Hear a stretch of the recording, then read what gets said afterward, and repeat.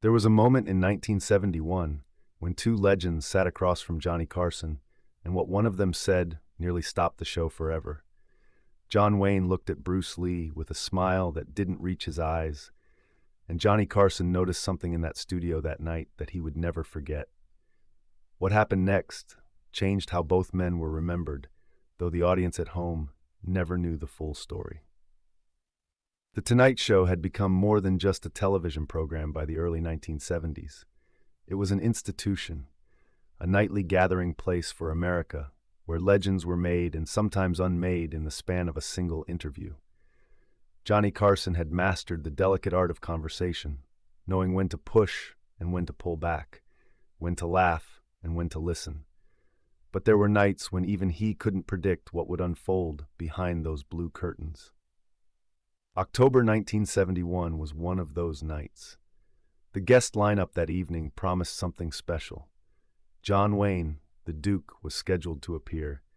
He was promoting his latest Western film, something about cowboys and frontier justice, the kind of role that had made him the most recognizable face in American cinema. But there was another guest that night, someone less familiar to the Tonight Show audience, someone who represented a different kind of strength altogether. Bruce Lee had been gaining attention in the United States, though most Americans still didn't know his name. He had appeared in small television roles, done some stunt work, and was beginning to build a reputation in martial arts circles, but he was far from the household name he would become. That night, he was simply another guest, sitting in the green room, waiting for his moment in the spotlight. Johnny Carson knew both men before they walked onto that stage. He had interviewed John Wayne several times over the years, and there was a comfortable familiarity between them. The Duke was a professional, someone who understood the rhythm of late-night television. He knew when to tell a story, when to pause for laughter, and when to let Johnny lead the conversation. Bruce Lee was different. He was quiet, observant, watching everything with an intensity that made the production crew uneasy. There was something about the way he carried himself, something coiled and ready, like a spring waiting to be released. Johnny noticed it immediately. He had interviewed thousands of guests over the years, and he could read people better than almost anyone in television. The show began normally enough. John Wayne walked out to thunderous applause, the kind of reception that only a true American icon could command. He settled into the guest chair, adjusted his jacket, and flashed that familiar grin that had comforted millions of moviegoers over the decades. Johnny leaned forward, ready to begin what should have been a straightforward promotional interview. But something felt different that night. Johnny Carson had a sixth sense for television, an instinct that told him when something unusual was about to happen. He had felt it before, on nights when guests arrived with something on their minds, something they weren't saying. The energy in the studio was palpable, charged with an anticipation that went beyond the normal excitement of a big-name guest. The first segment went smoothly. John Wayne talked about his film, shared a few anecdotes from the set, and the audience laughed at all the right moments. Johnny asked the expected questions about Westerns, about the changing landscape of Hollywood, about what it meant to be an American hero on screen. The Duke answered with the confidence of someone who had spent a lifetime in the spotlight. Then Johnny mentioned the second guest. "We have someone else joining us tonight," Johnny said, turning slightly toward the wings. "Someone who represents a different kind of action star. Please welcome Bruce Lee."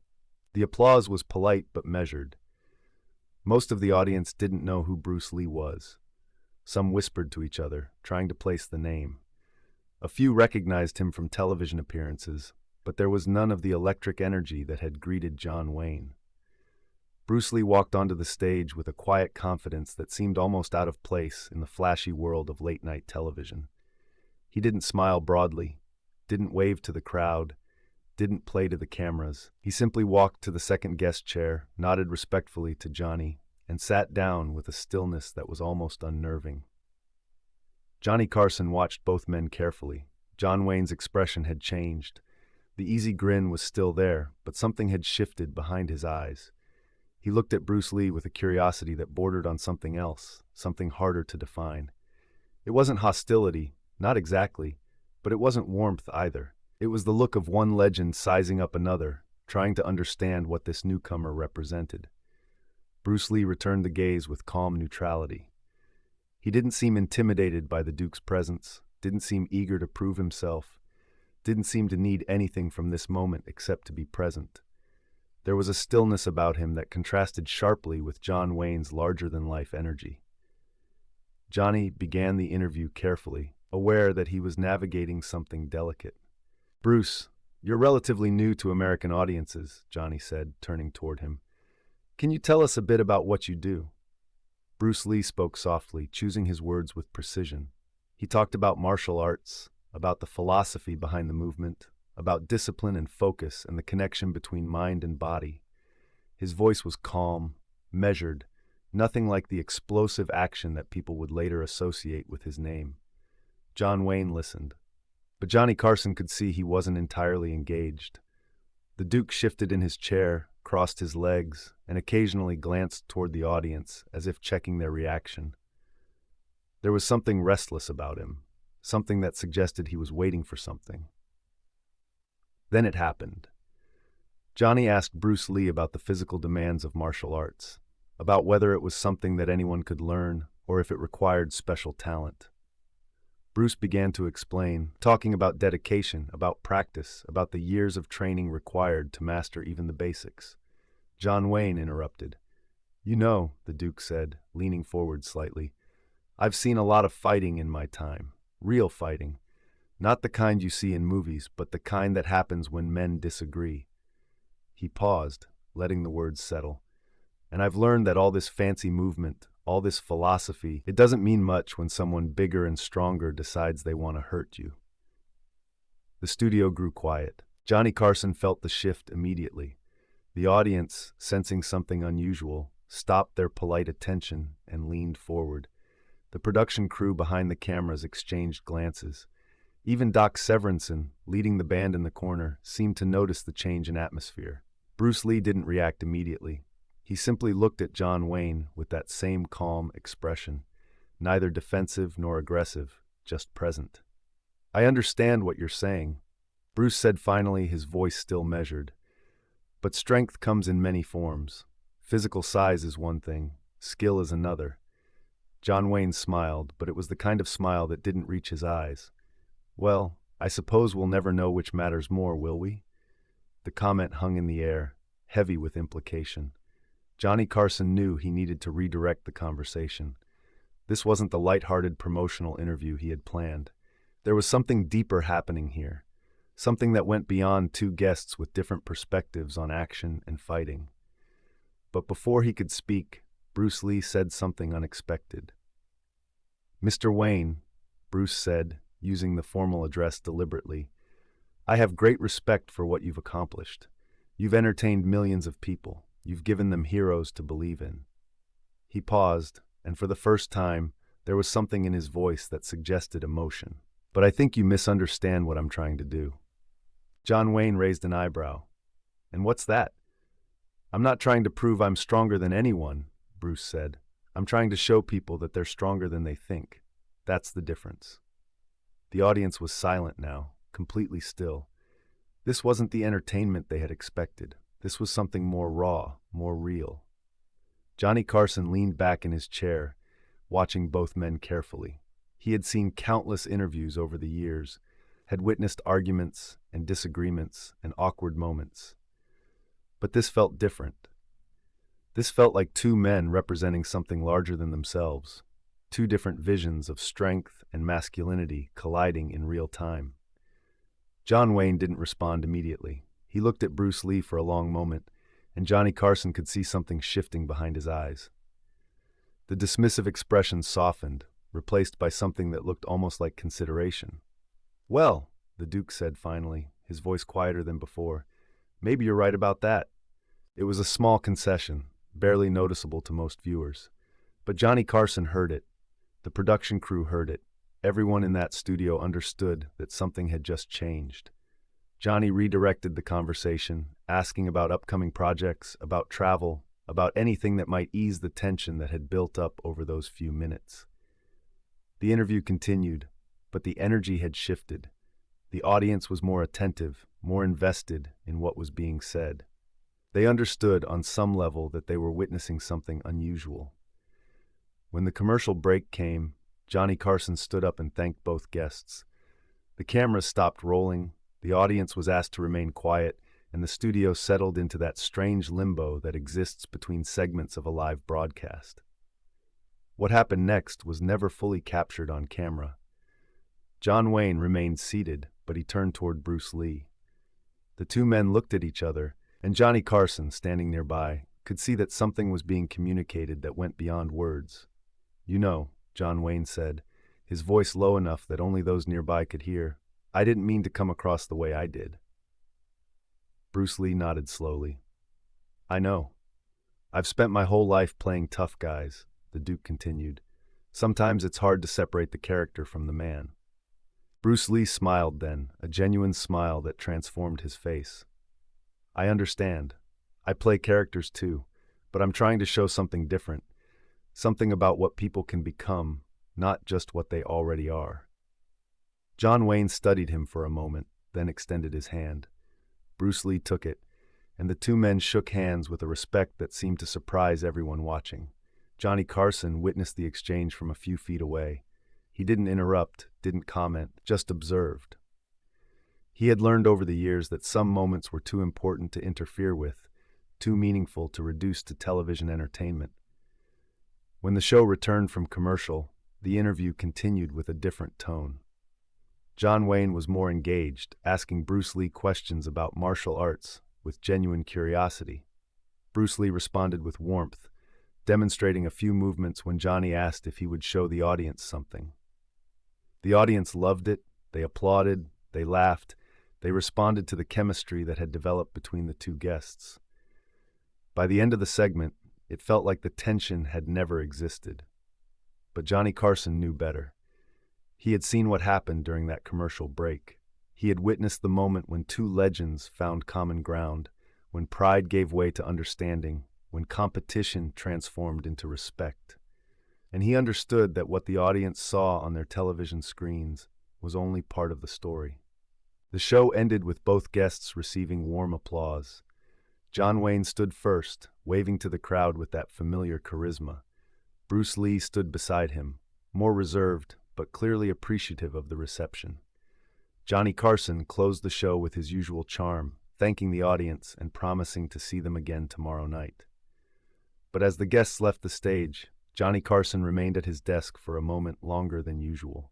The production crew began their post-show routines, the audience filed out of the studio, and the lights dimmed slightly as the night's broadcast came to an end. Ed McMahon approached the desk, as he always did after the show. "That was interesting," Ed said, glancing toward the wings where the guests had exited. Johnny nodded slowly. "Yes, it was." "You think they'll be back?" Johnny Carson considered the question. "John Wayne probably. He's always good for ratings. Bruce Lee? I'm not sure, but I have a feeling we haven't seen the last of him." Ed McMahon smiled. "You always did have good instincts." Johnny stood up from the desk, gathering his notes. "It wasn't instinct, Ed. It was watching two men figure out who they really were, right there in front of everyone." The conversation ended there, but Johnny Carson thought about that night for years afterward. He thought about it when Bruce Lee became a global phenomenon, when his films broke records, and his name became synonymous with martial arts excellence. He thought about it when John Wayne's health began to decline, when the tough guy image gave way to something more vulnerable and human.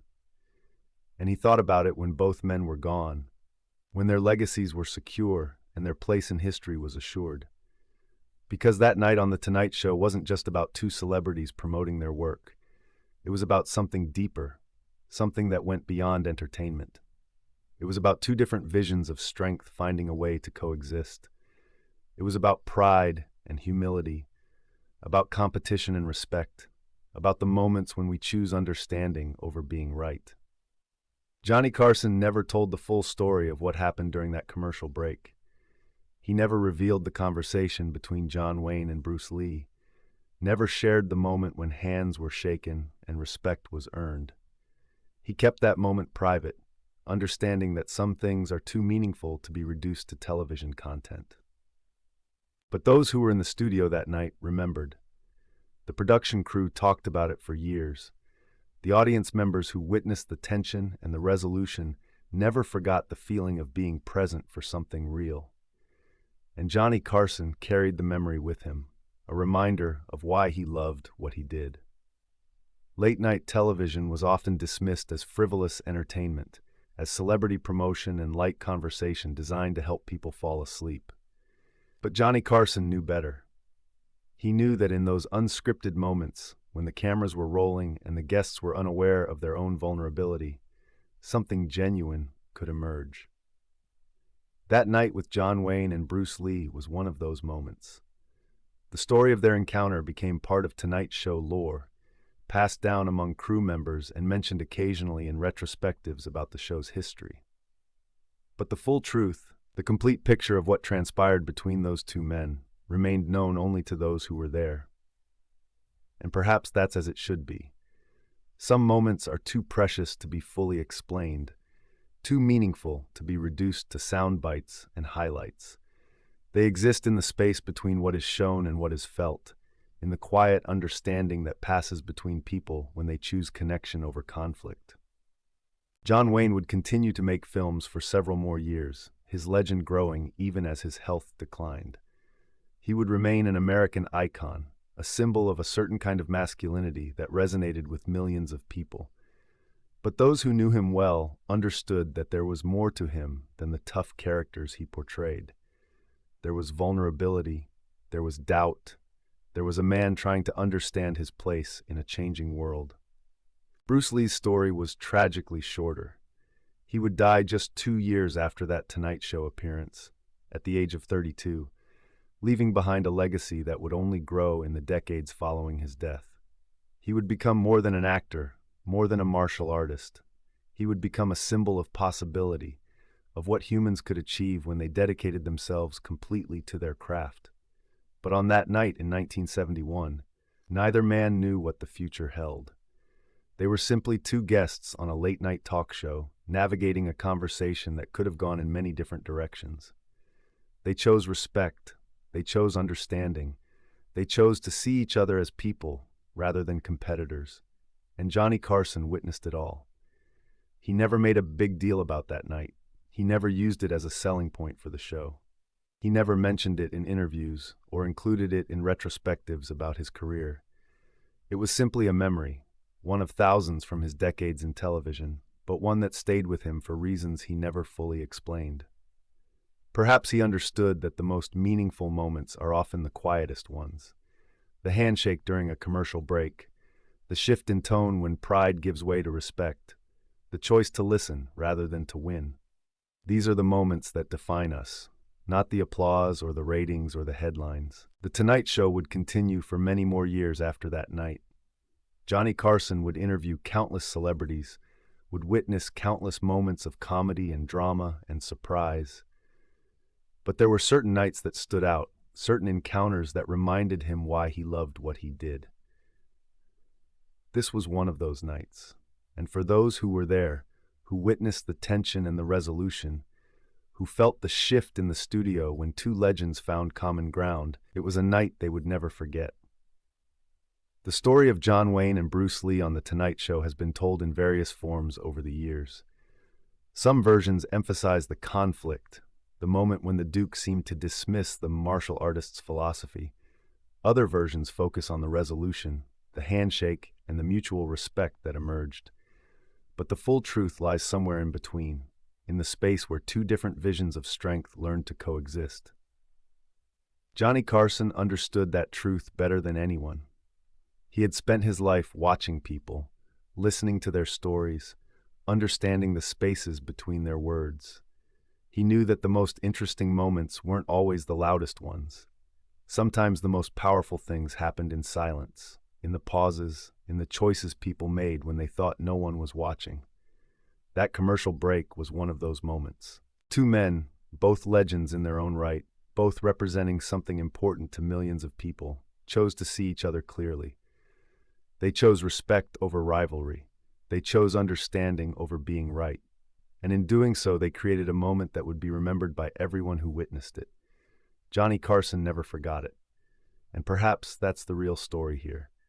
Not the conflict, not the resolution, but the man who sat between them, watching it all unfold, understanding that he was witnessing something that went beyond television, something human, something real, something worth remembering. The Tonight Show would go on. The guests would come and go, the audience would laugh and applaud and eventually forget most of what they saw. But some moments linger, some encounters stay with us, shaping how we understand the people we admire and the values we hold dear. This was one of those moments, and Johnny Carson knew it. If you remember watching Johnny Carson during those years, we'd love to hear from you. Did you ever witness a moment on The Tonight Show that stayed with you? Tell us where you used to watch the show, who you were sitting with, what you remember feeling in that moment. We'd love to hear your memories in the comments below. There were so many nights like this, so many encounters that meant more than what made it to air. Share your story with us. Let's keep these memories alive together.